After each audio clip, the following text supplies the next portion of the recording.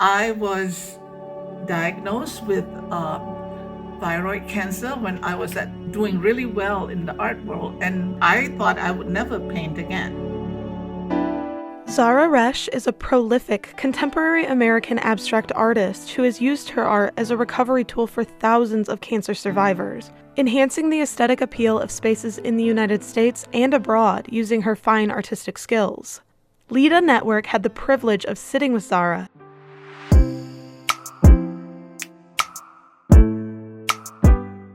I think I've been an artist all my life, even though back then I didn't know it yet. But I think within me, I've always, there's an artist inside that's just bursting to come out. I do a lot of abstract painting, landscapes, really anything. And I'm quite prolific because since I started late in life, I am making up for lost time. I would paint any one time in my studio like 5 to 6 paintings at a time. I'll work on it, and I work in all kinds of media like inks, acrylic paint. I work in collage, mostly paper. I work in fiber, and there's nothing that I would not try at least once. And some of them are successful and some is not. So the idea is to explore and find what work you do best and then do it.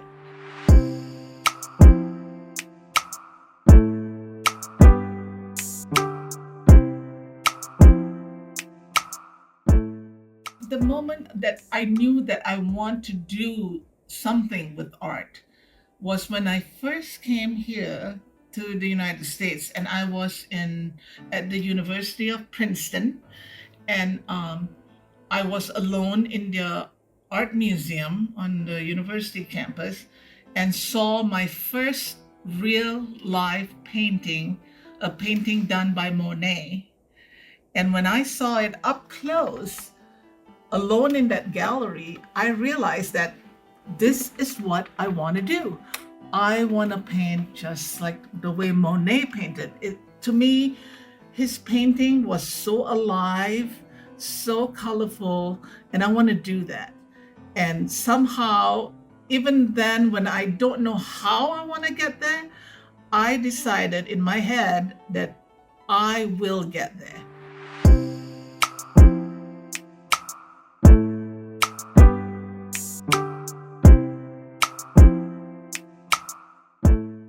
I read a lot of art books, and I have a friend at Michigan State that I met who was at that time an art major, and she helped me with teaching me about what to look, where to what to buy, and she said that she cannot teach me how to paint or draw. I will have to do that myself. Do it every day. Just draw what you want. Doesn't matter what. Just draw. And to just practice, practice, practice. Draw anything and everything. Use anything and everything. And that's what I did. And I read books, look at a lot of artwork, go to galleries, talk to people, and over time develop my own style, my own interest in what I want to paint, and the rest is history.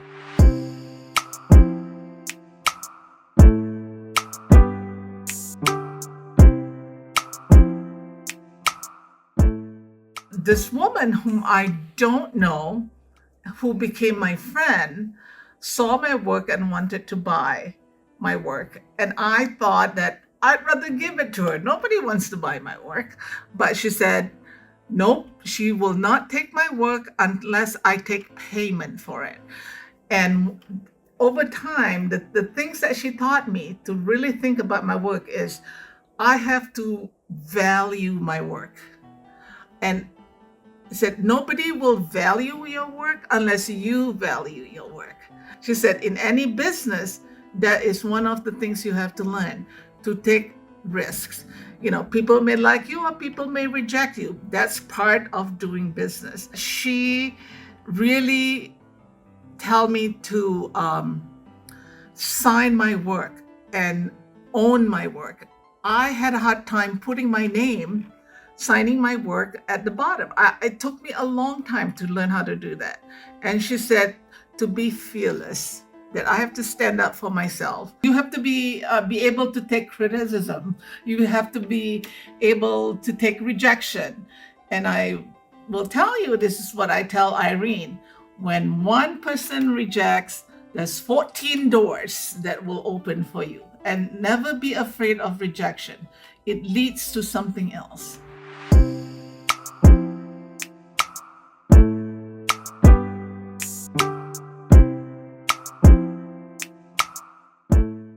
This woman then bought my work, and she said that, I have the price that I asked for was too low. And she said that's when she said that I have to value my work.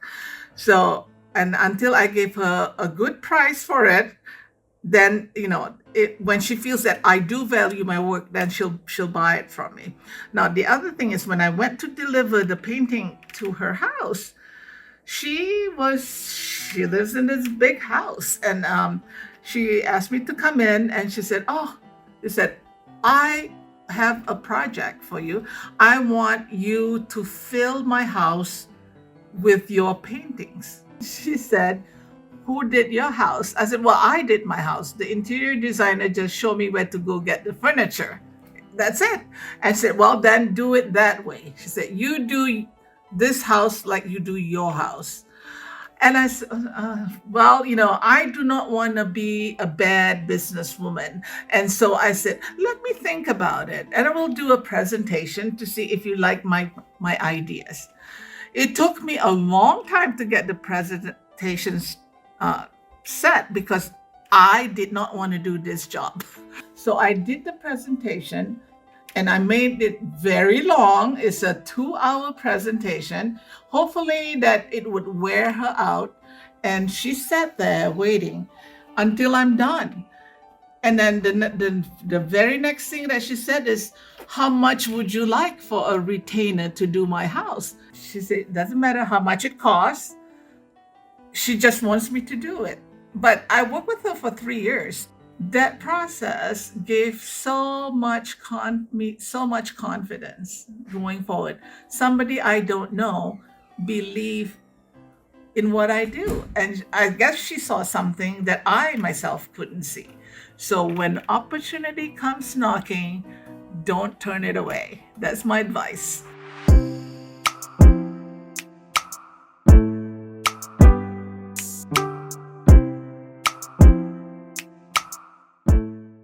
Marry a good man. Well, my husband is wonderful. He supported me in everything that I want to do, and he does not do things for me. That's the one thing I think I really appreciate. He lets me make all the business decision, the final business decision on the choices I want to do, where I want to go, what exhibit I want to do. He said I have to own it. And that's freeing for me. I mean, although I didn't like it at first, because it's a lot of work when you have to think about a lot of things. You want somebody else to make the decision. But it taught me to be a better artist, taught me to be a better businesswoman, and it taught me to stand up for myself. Give your clients the confidence that you can come through for them. Do not be afraid of failure. In my world, I tell myself all the time, there are no failure. Work through the uglies.